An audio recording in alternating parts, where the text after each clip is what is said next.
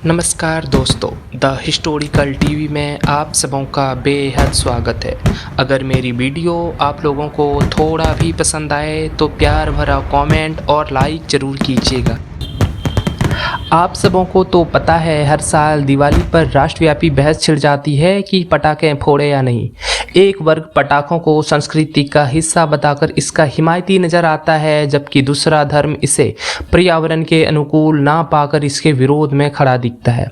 ऐसे में यह जानना दिलचस्प हो जाता है कि क्या पटाखे वाकई हमारी संस्कृति का हिस्सा है भी या नहीं। आखिर हमारे तीज त्योहारों पर पटाखों का प्रवेश कब हुआ? इस प्रश्नों का उत्तर इतिहासकार पी.के. गौड़ द्वारा लिखा गया the history of fireworks in India between AD. 1400 and 1900 पुस्तक से मिलता है। दरअसल 8वीं-9वीं शताब्दी में चीन में बारूद का आविष्कार होने के बाद पटाखों का निर्माण शुरू हुआ। 15वीं शताब्दी में मंगोल बारूद भारत लेकर आए और इसी के बाद पटाखे का चलन शुरू हुआ। किताब के अनुसार सुल्तान शाहरुख के राजदूत अब्दुल रज्जाक अप्रैल 1443 से 5 दिसंबर 1443 तक देवराज द्वितीय के शासनकाल में विजयनगर में रुके थे। उन्होंने महानवमी पर्व पर आतिशबाजी देखी थी।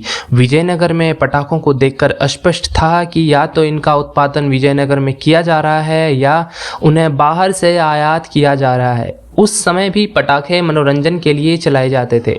कश्मीर में 15वीं शताब्दी में जैनुलब्दीन के शासनकाल 1421 से 1472 ईस्वी में पटाखों का चलन शुरू हो गया था।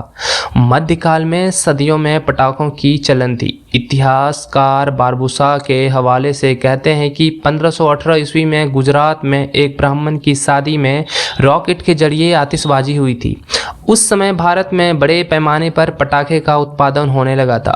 तब शादियों और धार्मिक उत्सवों के मौके पर खूब पटाखे फोड़े जाते थे। संत एकनाथ की मराठी कविताओं में भी शादी समारोह में पटाखों का जिक्र है। संत रामदास 1608 से 1682 ईस्वी में अपनी रचना रामदास समग्र ग्रंथ के पटाखों का उल्लेख किया है। 18वीं शताब्दी में राजपूतों के बीच आतिशबाजी काफ़ी लोकप्रिय हो गई है और राजसी समारोहों में आतिशबाजी शान का प्रतीक बन गई।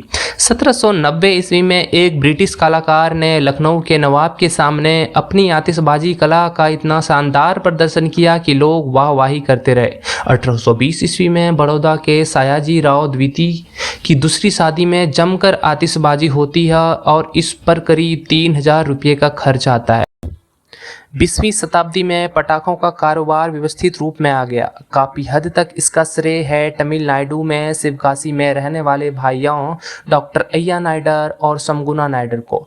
दोनों भाइयों ने 1923 में पश्चिम बंगाल में माचिस बनाने की कला सीखी और 8 महीने बाद शिवकाशी लौटकर उसे व्यवस्थित रूप से शुरू किया। बाद में पटाखों के कारोबार में वे उतर गए।